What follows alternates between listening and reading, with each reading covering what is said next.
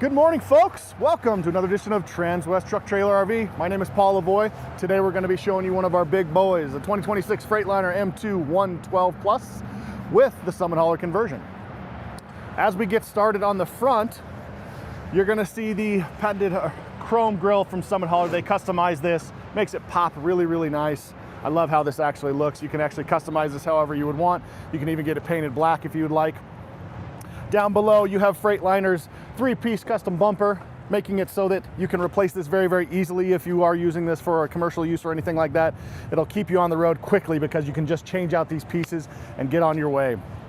Down below here, right in the middle, you've got your Detrit Assurance, the safety package that is on here. That is for your front end crash alert.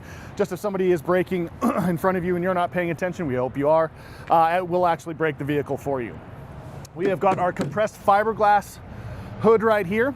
Very, very durable. In Colorado, we get a lot of hail here. You won't get the little dinks and dents like that in your actual hood right here. Very easy to pull this forward and actually work on the engine. You just have to undo the straps like this, pull it forward like that, and it will hold in position just like this. As we're looking in here, we have got our DD13 engine coupled with a DT12 automated manual transmission. This is a big bad boy. They're putting out over 500 horsepower, 1850 pound-feet of torque, getting you wherever you need to go very easily. As you can see, it is very open as well. It's very easy to work on this. You got your air filter right there. You got your coolant reservoir right here. Fuel or your oil fill up right there, and your dipstick right there. You got a fuse relay box right here, easily accessible. Power steering fluid reservoir, your fuel filter water separator right there. Very easy to actually work on. There is a leads for battery charge on the other side. I'll show you that when we actually get over there. But these tires right here are massive tires too. These are 275/80 are 22.5s. Michelin X line. Very, very nice. As you can see in here, very thick tread. So if you are in some like mud or snow, you're able to get through there pretty easily. Got your Alcoa wheels, but we always add our wheel balancer right there. It's an extra drum with ball bearings in there, balancing out the tire, making it so you're as much surface tread as on the actual road, keeping you as safe as possible and keeping the tire long and durable. I'm gonna give this a shut right here, and you're gonna notice as I'm pushing it, it is gonna fight me back. That is a safety protocol on this one. The hydraulics in there pushing back, so if a gust of wind does come up, it's not gonna smash you in there while you're actually working on the actual engine. Once you're done, just make sure that you strap it down. Very easy to do. There is 2 of them, this one and then the one on the other side. So we're latching down the hood. Just be careful with that. Right here, you have got your engine block heater if you're in the cold areas. Just remember that you do need to plug into that so you're not gunking up the actual fuel. 2 massive side steps right here. Large surface area, so we're being as safe as possible, keeping as much of your foot on the actual side step as possible. But you do have the anti-slips right here, keeping you safe as well. Up top here, we do have our safety mirrors. When I say safety mirrors, it means if you are hitting something, if something hits you, they just come away like this, and then you can just move it right back. But you'll notice on the top here, there is an antenna. That is your CB radio. We have already pre-wired for it. If you want to set it up, I'll show you on the inside of where you can actually put the head unit. These mirrors are also heated, and the mechanics of it, you can just are on the inside. And then you can adjust your walleye vision right down there. Down below here, you've got your fuel tank.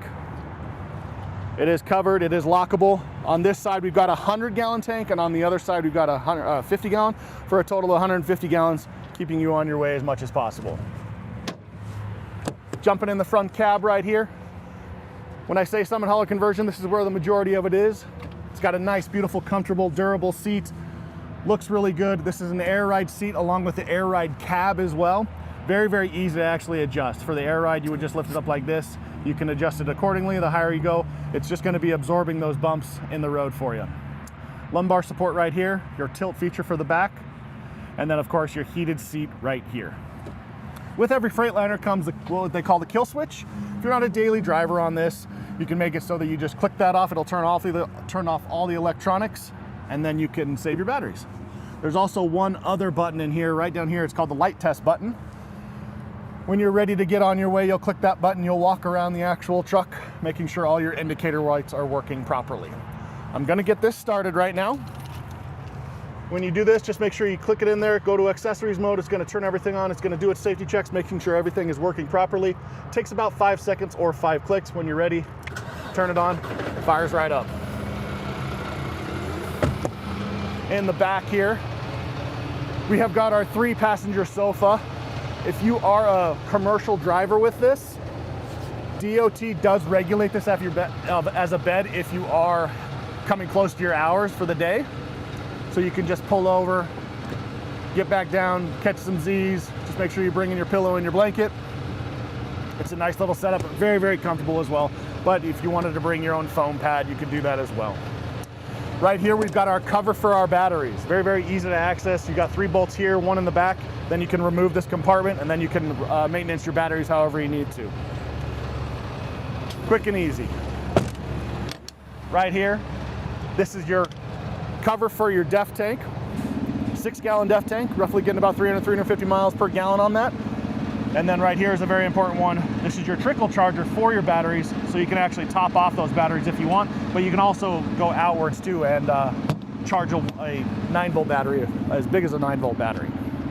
Right here, we have got our storage bins. This is one of 2 of this side. Inside here, it's diamond plated, very durable. You can store anything, whatever you want in here. Right now we have flares, an air hose, but a really nice feature in there is the actual air valve. So if you need to pump up a tire, or if you're pulling a boat, you can pump up your pool tools, anything like that. We also do have a fire extinguisher in there as well. And as you see on the side here, we do have weather stripping, making it so it's going to try and keep as much moisture out of there as possible, but it is lockable as well. You're running on here, you see the tires right here, same as what was on the front. And then right here, we've got second one. This is one of 2 of this size. Same thing, you can put your chains in here if you want, but it is diamond plated, very durable. And you can store a lot of stuff in there. Once again, lockable.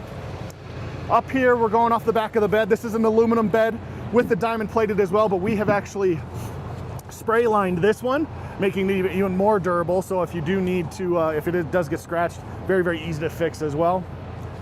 On the back of the headache bar right here, you've got 2 holes that are pre-drilled. You can add a storage bin of what most people do, but sometimes people will put like a spare tire or anything up there. The storage bins that we have here are actually customized to actually fit inside here, which is a very, very nice feature to do. Up top here, you've got your indicator lights for your brake and your reverse, and right in the middle, you've got your backup camera. With this one, we use a Voyager system, which you can hook up to 4 cameras on it. These ones are hardline in, but you also have the capability of doing it wirelessly as well. They just came out with that. Nice features. Down below here, you're gonna see these chrome track bars right here. These are for tie downs. You need to tie anything down like a spare tire if you would like, or 2. They have a 1,000-pound weight limit. You would just need to get the cables and the couplers to it. In the middle here, we've got what we call our trough system. This is where you're gonna be hooking up to your 5th wheel or gooseneck. And this is actually with the aluminum bed that we have here. You're gonna think, hey, well, that's a light bed. You're just gonna be hopping up and down the actual streets. Well, we do add a steel plate right there to balance that out. It's about 800 pound, just to evening out the truck. And as you can see in there, these are all pre-drilled for 5th wheel, and right in the middle is the gooseneck. We do recommend, if you're gonna be doing a 5th wheel, the 5th wheel Hensley. It's a nice little setup. It's an air ride, making you as smooth as possible for both you and the actual trailer. Hookups right here for your electronics, for whatever you're trailering. And then your Voyager system, if you're hardline, for your power for your trailer right there. Right here, we have added a second camera. When I was telling you with the Voyager system, you can actually add up to 4 cameras. This is a secondary one we did for the bumper pull hitch, so you can actually see yourself hooking up to it.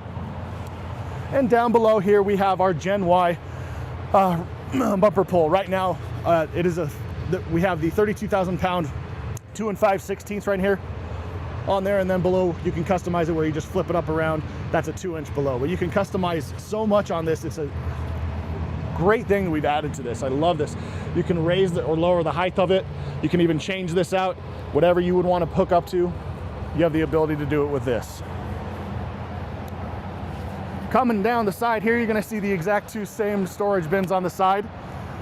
Exact same on this side. It's just this one does not have the airline. That's the only difference in it. But you can see your side steps go all the way down, so anything that has these anti-slip on here, that's what you can step on. Make sure that you're not stepping on the wheel wells right here, because they will have a tendency to possibly break away if there's enough weight on it. Right here, this is the other side of your tank. This is the one that has a 50 gallons, so we are once again running it over. We are 150 gallons, 100 on that side, 50 on this side. It is still a self-leveling system. So if you do want to get it completely full, you will need to fill both sides, but it will self-level on there. Once again, still the same and lockable. You're gonna notice this very big, large plastic piece right here. This is a very important piece. It is only on this side, but this is for your blind zone warnings. The indicator is on the inside of it, but right here, this is the most important thing. A warning sign, don't step on it because it will actually shear off. We don't want to do that because we want to be as safe as possible. Jumping into the front here, you're gonna see the passenger front of how much room you actually have on it. And actually, let me turn off the radio 1 second. But you're gonna see how much actual space is actually in here. It's a really nice, comfortable ride for everybody. But once again, it is an air ride hookup, which is nice. Same setup as the driver's seat right here. Very important panel right here is this. This is a secondary fuse panel that's actually in here. Very easy to access. You would just pull down from here, pull it down, and then you'll access the fuses back there, and you can maintenance however you need to. We're gonna set up in the back here and go over the interior of it, but you're gonna notice on the back console right there, there's a couple of power outlets, so if you need to charge anything up, you have the ability to do it. There's a 110 outlet, and then of course your USBs as well. As he's hopping up in there, you're gonna notice the very large windshield area right here. 2,500 square inches of windshield, making sure that you're being as safe as possible. You can see everything out there. And of course, hoping that you're paying attention. Right in the middle here, this is a part of the Detroit Assurance package again. This couples with the radar up front, but this one's more for the lane keep assist. So if you are going outside of the lane without signaling, it's gonna absolutely alert you on both sides. Either side, whichever way you're on, it's gonna give you an audible on the left and or the right. On the right side over here, you've got our indicator, that little triangle on the right side of the A pillar right there. That's the blind zone warning, letting you know if you can't see them in the mirrors, there's somebody on the right side. Up top here, we're gonna stay.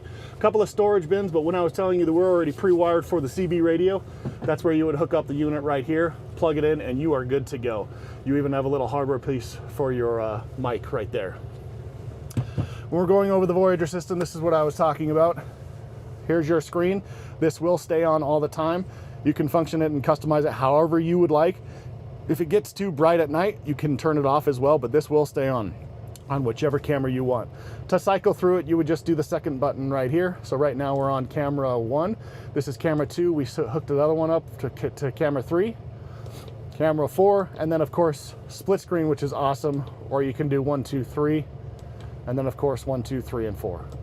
Otherwise, it's back to this one. Keep it to whatever you would like. Air horn right here. And then you've got your secondary mic right here for your Bluetooth. Your other one's right in the middle, making it so, because you're not exactly quiet with these engines going down the highway, it'll make it so that people can actually hear you.